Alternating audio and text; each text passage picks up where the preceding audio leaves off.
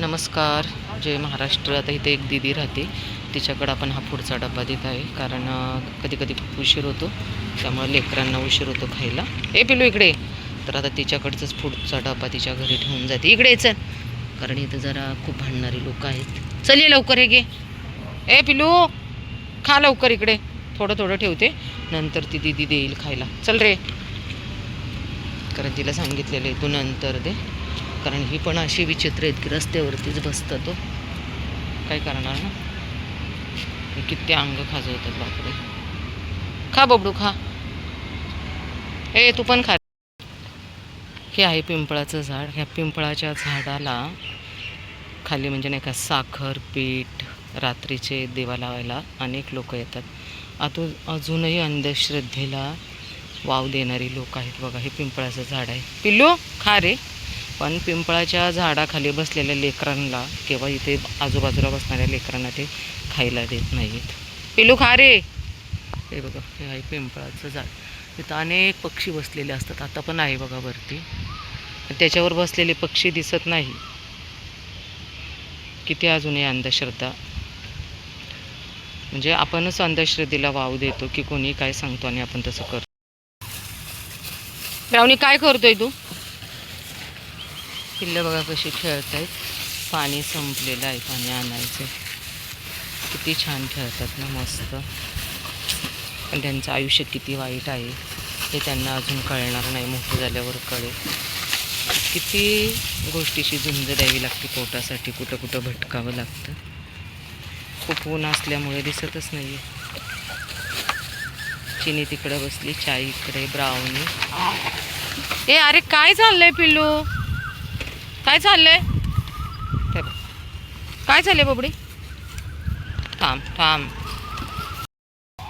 सावकाश. या साईडला ये, या साईडला ये. थांब, आम्ही हा डाबा काढतो. चल, या साईडला येऊन खा, या साईडला येऊन खा बबडू. ये लवकर. जेवणाच्या इंतजारमध्ये हे सगळे आहेत बघा. आणि ती अक्षरशः चिनी आहे ना, असली भारी आहे ना, की ती तिच्या लेकरांवरती एवढं लक्ष ठेवते ना बघा. ती तिकडे की कोण येते का काय माझी लेकरं खाताना. खरंच आई ती आई असते. थांबा थांबा, देते अजून. मागे सारखा, हे सर मागं. पाणी पण थोडंसं. जॉय मागे सर ना जरा प्लीज. जॉयडू हो द्यायचंय, यांचं होते अगोदर.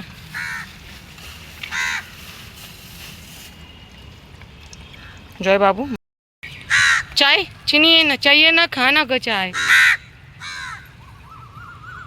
का रे बाबा, सगळीकडून आवाज देत आहे ते. होय, येतोस का खाली? ये ना बबड्या खाली.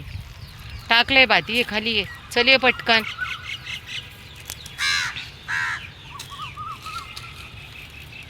आता त्या डब्यात ठेवलंय पिल्लू, डब्यामध्ये ठेवलंय. चल इकडे. ह्याला काय होते खायला? चल, तुला नको आहे ना, चल मी पिल्लूंना देतो.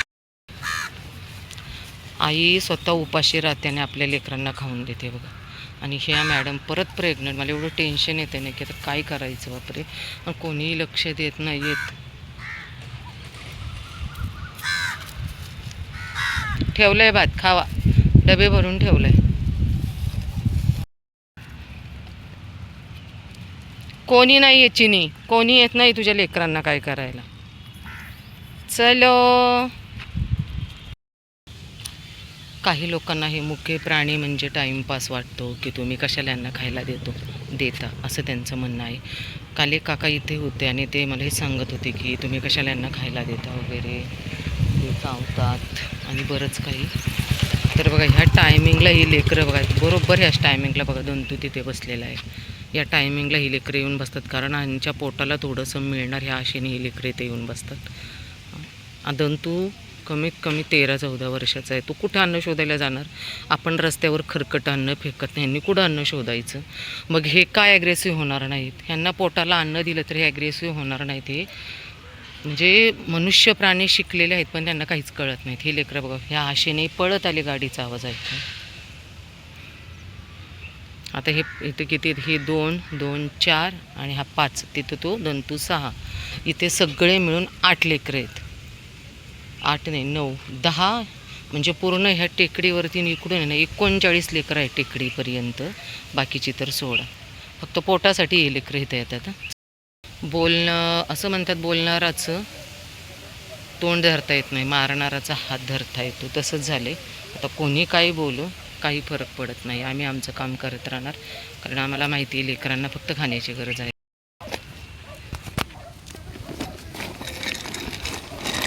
मागे सर, चला मीरा ये वरती.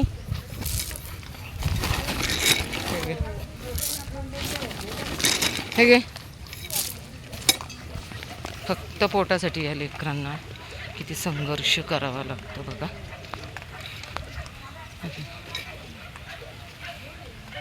आता बघा हे खातील, पाणी पितील आणि शांत जाऊन झोपतील हे लेकरं. थांब तू आले तुझ्याकडे.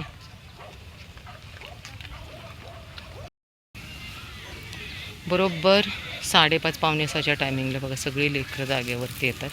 त्यामुळं थोडंसं खायला मिळेल या विचाराने. खायला दिलं तर ते आपले शांत जाऊन खाऊन पाणी पिऊन झोपतात. पण हे समजायला मन, डोळे, विचार करण्याची क्षमता कोणाकडेही नाही.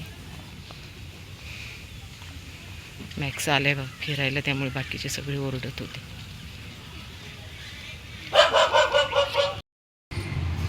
काळू आमचा घाबरून खालीच येत नाही आहे बघा. जिमच्याच दरवाज्यामध्ये उभा असतोय हिरो. ही आमची लाली, चमेली, डॉन आणि आमचा राजाच पार वरती आलाय. म्हणजे माझ्याबरोबर रोजच येतो बिचारा. अय हिरोईन नीट खा. चल मागे बबडू.